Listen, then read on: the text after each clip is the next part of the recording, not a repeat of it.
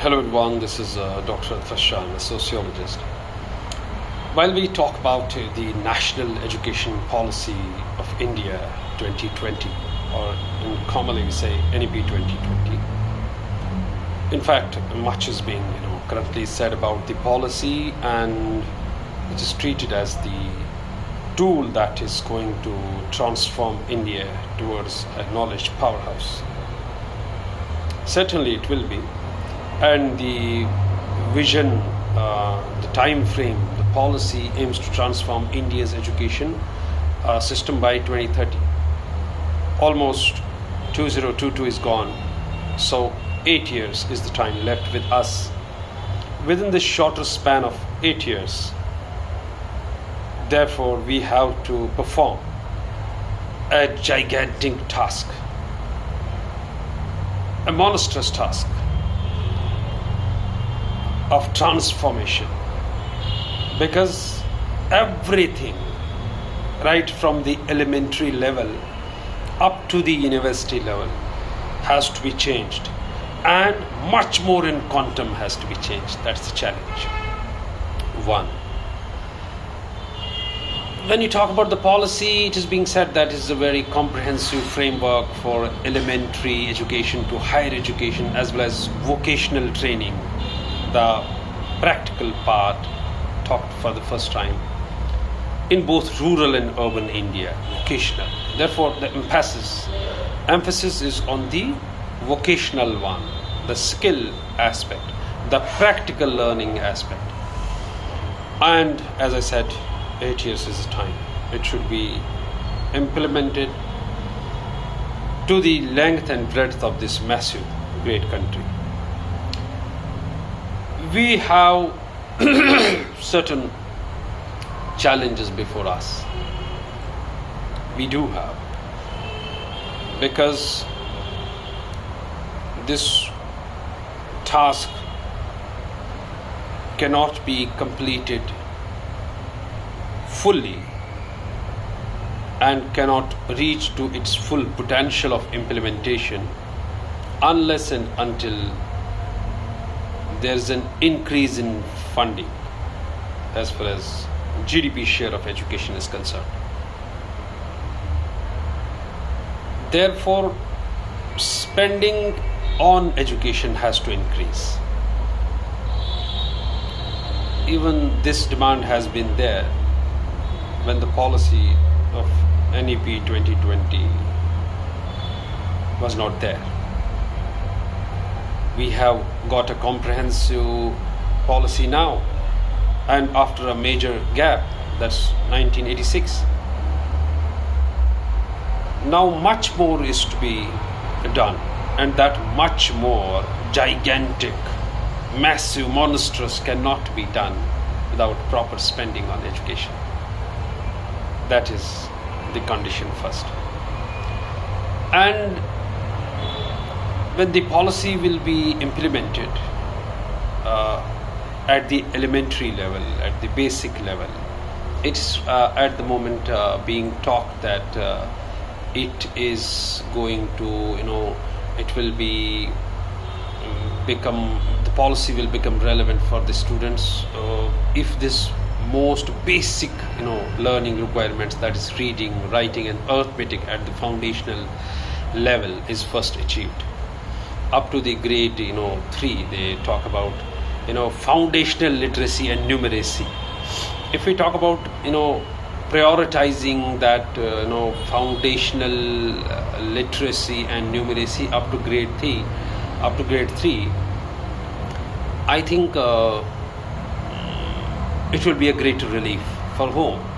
For teachers and students as well, because at the moment up to grade 3 they are being made to do much more. Their school bags are of a huge weight. That should come down, and that will come down with the implementation of the new policy, because you cannot snatch childhood in the garb of making them more smart and making them read and write and learn beyond their capacity. That is going to be solved, I think, if the priority is on numeracy and reading and writing only up to grade 3. Fine. There are other things that are going to be the problem. Who is at the central axis of this all? Teacher, who is literally going to translate the new policy on the ground. I mean, his ground or her ground is the classroom. Therefore, if you are going to implement it in the far and wide of the country, there should be ample orientation of teachers through workshops, through online, offline, programs, seminars, panel discussions, research, and massive awareness programs of how to implement. Those demonstrations should be there, right from the elementary level up to the university level, because at the moment there are many confusions with teachers. As I talk to teachers, they are yet to understand the new policy. Therefore, the one who is literally going to translate this new policy on the ground, in the classroom, and make the change as per the new direction, as per the new vision, the very teacher has to be prepared well. The very teacher has to have that proper orientation and adequate training to do this responsible and much needed job. Let there be more orientations, let there be more spending initially on the education sector, and let the policy be implemented in full swing, along with the massive awareness on the policy itself. And nothing is about criticism. If there is criticism or criticism will come on the policy, amendments should be later done if things don't work out properly as far as all the provisions are concerned. I mean, inside the policy itself, if things don't work, sometimes things don't really work for every region, the changes should be made and flexibilities should be allowed there, so that the policy reaches to the point that it has dreamt of. I think teachers should be made to understand this whole policy. They should get it, and if teachers get it, the policy will be a success. And if things start as per the direction from the elementary level, definitely the foundation is going to be strong, and other amendments and other changes at the higher level will be much easier for the new generation. And as far as skill, market oriented skills, new tech skills, because this policy has to also consider that there are now companies in the world, global transnational corporations, that don't require your degree. Therefore, we cannot be too evaluation or percentage or meritocracy oriented.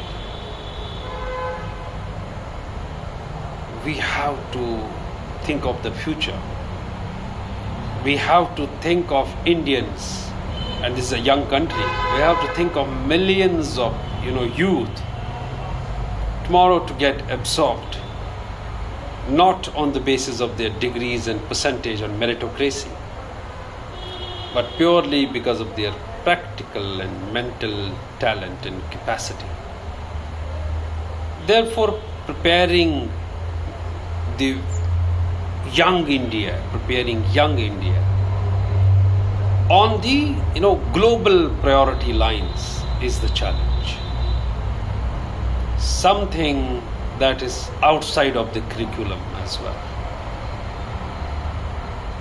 And I am also in the favor meritocracy has to go.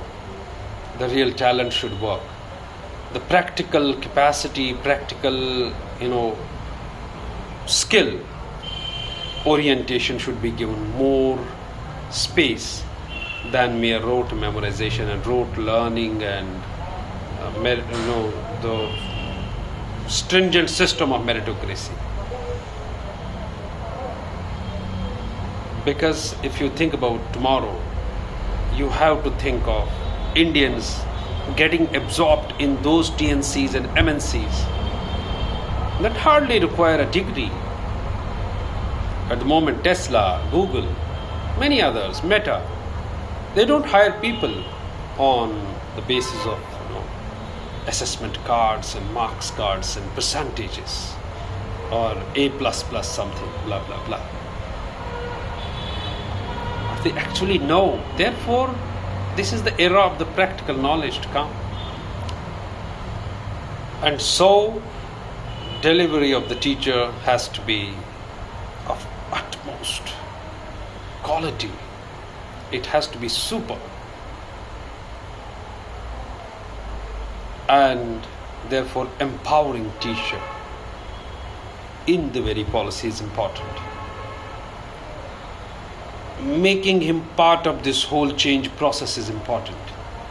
Her participation in this whole exercise of decision making is important, because change in the curriculum development and will of the teacher, capacity of the teacher, his involvement in the very process is important, because ultimately it is she who is going to make the change, literally practical change possible in the classroom. We have to see on those lines as well. And NEP 2020, when it is a new powerhouse tool for the modern India, it has to be given ample space and importance throughout the country. From the school until the universities, there must be programs, whole lot of programs on the policy itself, so that people can discuss various nuances, pros and cons, process of application, implementation of the very policy, so that everything about the policy gets cleared. That's the point. Because clarification about the policy itself is important. Once people understand the policy, once the relevant people understand what the policy is, once the youth understand what their education policy of the country is, half of the problem is over. And so much of exits, flexible exits, easy exits are talked about. They must know what these exits mean. A 1-year diploma or a 3 years degree, direct PhD and all that. They must know how it works. How it practically later works in the market will be seen later. But at the moment, flexibilities should be appreciated. And meritocracy should go. Rote memorization throughout the country should go. Experimentation and lab time, library time must increase. Reading habits must increase. Actual practical work in the classroom should increase. The time should increase. Those are the important, corners, processes that should be worked out. And in this direction, first and foremost is proper funding that must be granted to education. GDP share has to increase, because it's long overdue. This GDP share has to increase.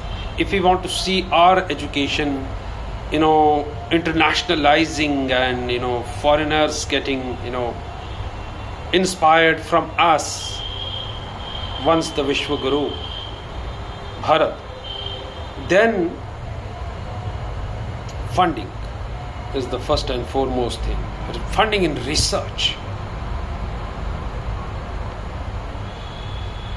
Nobel Prizes were recently given. We are yet to get a Nobel in science. Therefore, science, natural sciences, social sciences. People, researchers should be encouraged and empowered. There must be more, funding to research institutions, to universities. Research has to be of an utmost interest everywhere, so that things are taken seriously, research is taken seriously. Other day I was reading Professor Jagdish Kumar, chairperson UGC at the moment. He very aptly said that make PhDs serious. Yes, PhDs cannot be non-serious in the country. Every PhD entry has to be valuable, relevant, and doing a research on something that benefits our science, our social science in India, or that contributes to the global knowledge, or that contributes to novelty, that contributes to originality, that contributes to science, that contributes to innovation. Those PhDs at the moment need that standard uplift. Research needs seriousness, and seriousness of research needs serious researchers who know about what research is. Every Tom, Dick and Harry cannot be a researcher. And as I have been telling, that research cannot be the junkyard of India's unemployed youth. The people who hardly get absorbed anywhere fall in research, because ultimately passing classes without having any real inclination for research. It cannot be just a dustbin of unemployed youth. Research needs motivated researchers, inclined researchers, the people who can live and die for research. Needs that level of motivation. And only those researchers can take India to that noble category. Why we aren't winning, there are many reasons, but hard work, and hard work both in sciences and social sciences is very important. We have to work towards that. This is the job of every researcher of the country, every scientist of the country at the moment,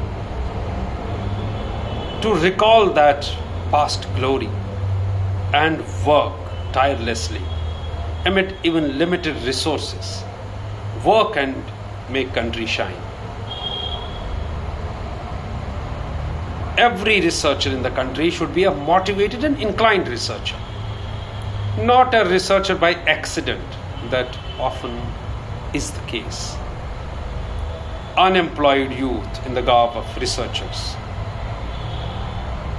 cannot take India to that noble achievement. They need jobs. They are hardly researchers in real sense.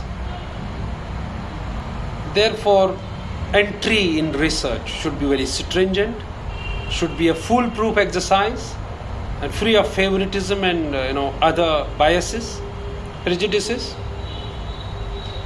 and mushrooming. That has to stop. Only motivated researchers should get an entry in research, and those who can really later work for the research. That will make that true glory return back. And the new policy needs that vigor, that motivation for implementation. Is a long drawn exercise, and we do have 8 years, and I think 8 years is the ample time to turn that literally at the implementation level, a proper implementation, so that it comes to fruition, so that we can reap that fruit, the fruit aspired by the policy makers, the people who drafted this very policy. That dividend has to be reaped by us, by this young country. Therefore, let's walk in our respective streams very seriously and contribute to research. Thank you so much.